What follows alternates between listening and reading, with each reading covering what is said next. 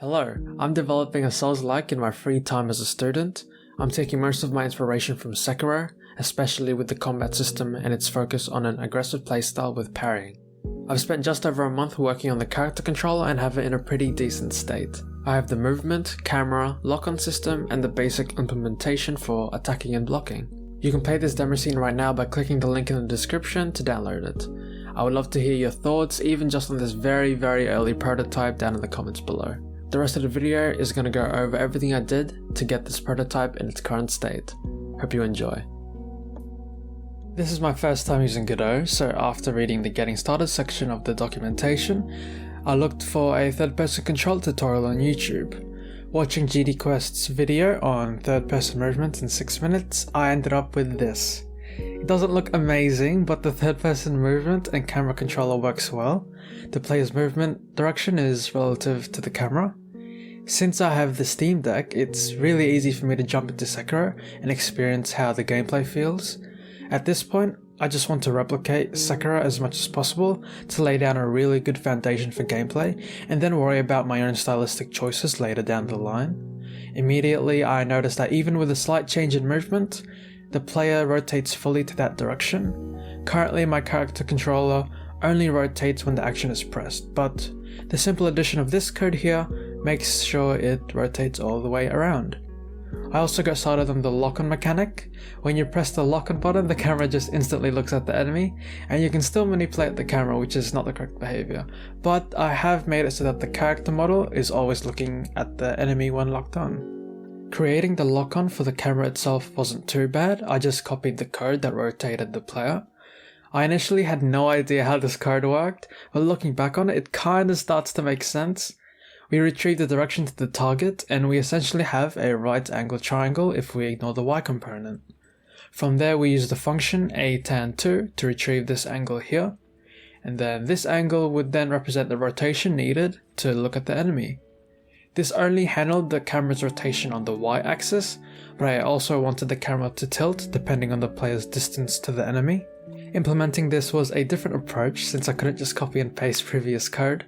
It took me a while, but this code managed to give me the effect I wanted. It basically creates a normalized value between 0 and 1 that represents the player's distance from the enemy.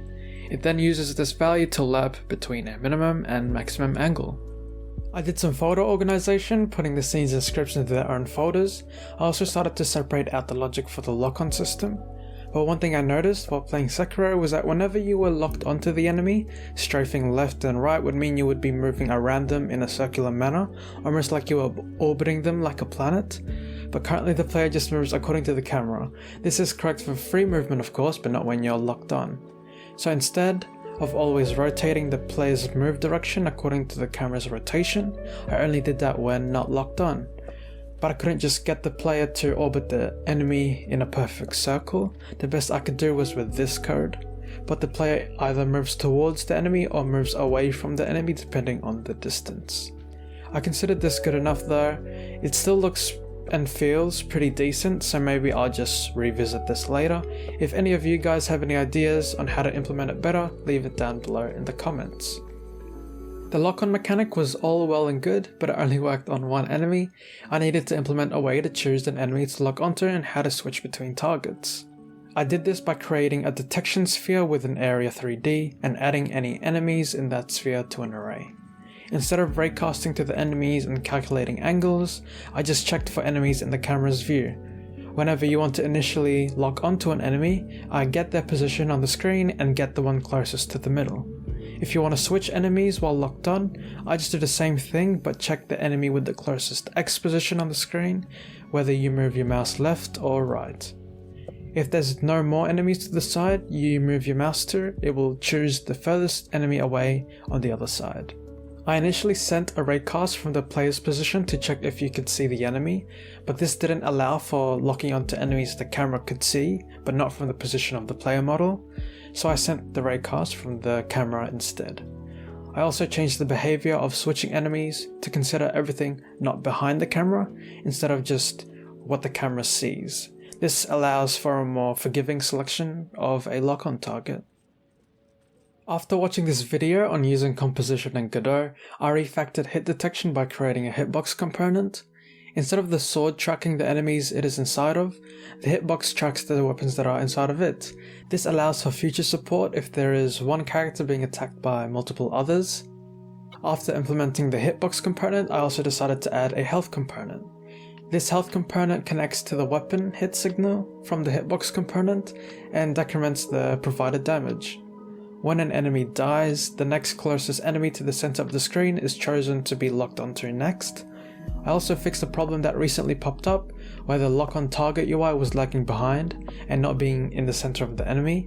It turns out the order of the nodes in the hierarchy corresponded to the order that each node is processed each frame. I also added blood particles. I found this video to be a good introduction into Godot's particle system and shows what can be done with it. I had the problem of the camera clipping through the wall. After stupidly trying and failing to make my own camera controller, getting confused by raycasts and angles, I realized all I had to do was add a shape to the spring arm.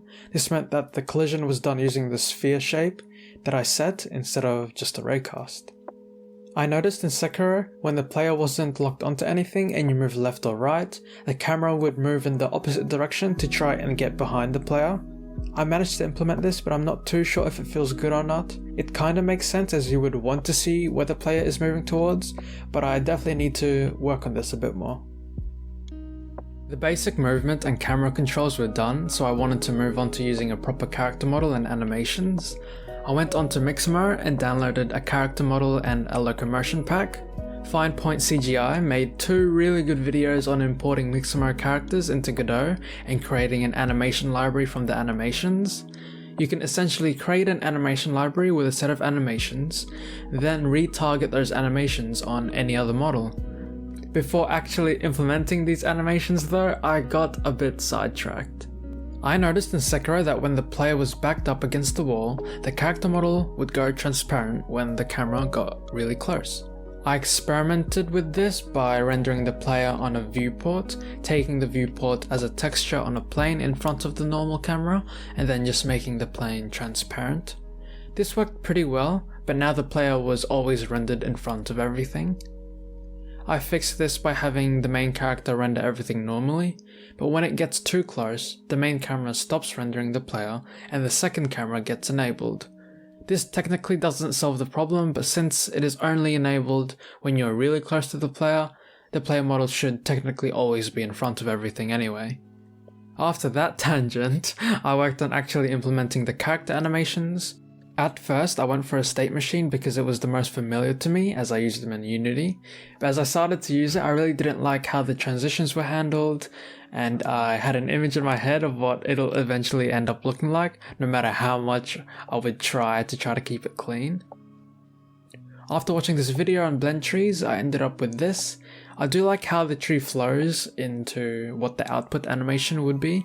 This handles free movement, which is just a forwards animation, and then lock-on movement, which involves strafing. I also implemented a jump. After implementing the basic animations, for some reason I decided to focus on the player fade again. The camera controller was getting pretty complex, so I moved it into its own scene. I reworked the angle of the camera when it gets too close, because the shadows disappear abruptly when the player fades. I prevented the player from turning transparent until the camera couldn't see the shadow. But this created another problem. I changed the alpha depending on the distance, so when the camera angle couldn't see the shadow, the alpha was already too low due to the distance, and so it was an abrupt change. I fixed this by storing what the alpha should be at this distance, and then lerping the actual alpha to this value when the camera angle is sufficient. But going from transparent to opaque again, like the other way around, is still abrupt. I couldn't figure this one out. This was one of those moments where I felt like I was being too much of a perfectionist, but the abrupt disappearance of the shadows really annoyed me. This took me a whole week to figure out. After the whole camera player fading fiasco, I wanted to relax a bit. I did some organizing of the file structure. I also added a grid texture from Kenny Assets, but this turned out to be pretty stressful as well. It had this terrible green tint to it. At first I thought it was a problem with sRGB conversions, but I was actually using the wrong preset for importing. I also thought this wall was too dark, but it was just shading. Of course, when the sun isn't directly on it, it will look slightly darker. Godot 4.1 recently released, so I decided to upgrade to that, and now the script editor can be detached, which is absolutely fantastic. But the CSG nodes are broken. For some reason, detaching the script editor breaks the gizmos for the CSG nodes, so they don't show up and you can't resize them. The next thing I did was to add running. Here's the blend tree for the animations. I noticed in Sekiro that if you were locked onto an enemy and walk away from them, you would step backwards. But if you run, you actually turn away from them. It's these little things that make the game feel so much better, and it's just so helpful having Sekiro nearby to copy what they've done. I finally fixed this jittering the player did. I would decrement the Y velocity if the player wasn't on the floor, but I never reset the Y velocity if the player was on the floor, so it always had a downwards velocity, causing it to jitter into the ground. When I found this, I facepalmed so hard because it was so obvious, but it had been bugging me for so long. I was looking up problems with jitter and stuttering with Godot, but it was actually just my botched gravity code. I saw in Sekiro that if you jump while locked on, you keep facing the enemy if you're walking, but if you're running, you face the direction that you're moving. I then moved on to implementing a dash. Like Sekiro, my game won't have a dodge roll, as I want to encourage aggressive gameplay with parrying instead of dodging. I tried using a dodge animation, but I couldn't find any good ones in Mixamo, and implementing them didn't look great, so this will have to do for now. After the dash mechanic, I started on the attack animations. I chose these animations from Mixamo and added an attack component to the player. I swear I wasn't seeing things, but in the moment, the attack animation would cause the player model to float in the air. This made sense because I don't import the change in position. Since the legs of the model are bending, I saw it float up to keep the hip to be in the same position. But as I'm getting footage for this, it looks perfectly normal. But in the moment, I needed a way to keep the model's feet planted on the ground. I realized that this needs to be done with root motion. This meant I needed to re-import the animations again to include a root burn. Finepoint CGI made a really good video on this and linked to a Blender add-on that adds a root burn to all the animations for you. I'm not really using root motion, I'm not using the animation to move the player, I'm just using the root burn to keep the animation in place. It just ensures that the root burn stays in the same spot for all animations, and thus the feet are kept planted on the ground. With that out of the way, I could continue working on the attack animations. I noticed in Sekiro that you don't stand still while swinging your sword, you step forwards. The cool thing about blend trees is that you can blend animations together and filter in the bones that you want to be blended in, so I did that with the walk animation. I then added secondary movement to the player's velocity so that you actually move forwards a bit. My animation script was getting pretty big, so I split them up into their own scripts and nodes. I then worked on the successive attack animations. On every attack animation, I have several keyframes that perform function calls. The prevent rotation keyframe is the point where the player can't rotate the character around anymore. Can attack again is when the player can press the attack button to perform a successive attack. If they press attack after the cannot attack again keyframe, this just means that the animation goes back to the first attack animation. Can play animation means the next attack animation can be played if the player intends to. The animations flow nicely into each other, which is really cool to see. The player script was getting pretty big and started to slow down my terrible laptop, so I decided to move the player rotation to a rotation component. I think this will also be better when I go to adapt this to be applied to enemies. Something really specific I noticed was the model twitching when initially moving. It was because the look direction was based on the velocity, and since the velocity was 0, it tried to look inwards. So I just made a check to see if the velocity is bigger than 0, if not, rotate based on the camera. I also made the legs move a bit when turning in place. Since the direction variable was directly from the input, tapping it to turn around didn't give it enough time for the animation to blend the walking animation in, so I just made sure to use the looped input direction instead. In Sekiro, the input timings are actually pretty forgiving. When you dodge, you can press the action again before you actually finish dodging, and it will let you perform another one once the cooldown is finished. I implemented this by tracking whether the player intends to dodge. If so, dodge when the cooldown expires. The run animation would spaz out if you spam the run/dodge button, so I just made the run action start a timer of 0.1 seconds. After that, the player is considered to be running. But if they release this, it stops the timer and prevents them from running. This ensures that the run animation doesn't start until the player holds down the run button. When you attack when you haven't moved yet, the look direction wasn't set yet, so I just made sure to initially set a looking direction. The player script was getting a bit too big again, so I moved the movement, jump and dodge code into separate components. This will also make it easier to make the enemies, as I can just put the components in. Hopefully I'm doing composition correctly. I'm currently just splitting the code up, but it is probably super tightly coupled, so I'm kinda dreading actually making it modular. I would definitely appreciate some feedback from you guys regarding the code. Moving on, I improved the secondary movement to this function, providing a speed and a timer for how long it goes for. Now in the attack component, I can just receive the movement set in the animation, check the attack level, then set the movement. The first two step forwards the same, the third is a lunge forward, and the final attack steps back afterwards. I don't know about the step back, as I want to encourage an aggressive playstyle. I might also make the first step a bit longer to make the initial attack more forgiving. The next thing I worked on was attaching a sword to the player. I thought this was going to be a lot harder, but this tutorial shows how easy it is to do so. I can literally just attach anything and have it look pretty good.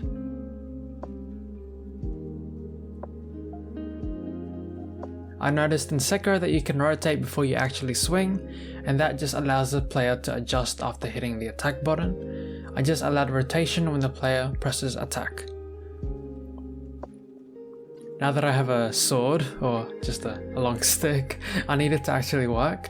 I added keyframes to the attack animations to register when they can damage and when they can't, and make it so it does damage during the swing.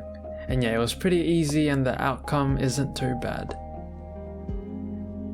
I was tired of having the enemies be capsules, so I made them use the same character model. I did add an override material so that they looked red. After changing the enemy model, I noticed the camera would lock onto the middle of the enemy. I wanted it to lock on around chest height like in Sekiro, so I added a lock-on component, and I can just change the position to where the camera will lock onto. This now means I can lock onto anything that has a lock-on component, not just enemies. The basics of attacking is pretty much done. Now to move on to blocking. I found this block animation on Mixamo, but it's closer to what the parry is gonna end up looking like. This pose in the middle though seems like a good block position. So I just added a blend 2 in the animation tree to blend to this position.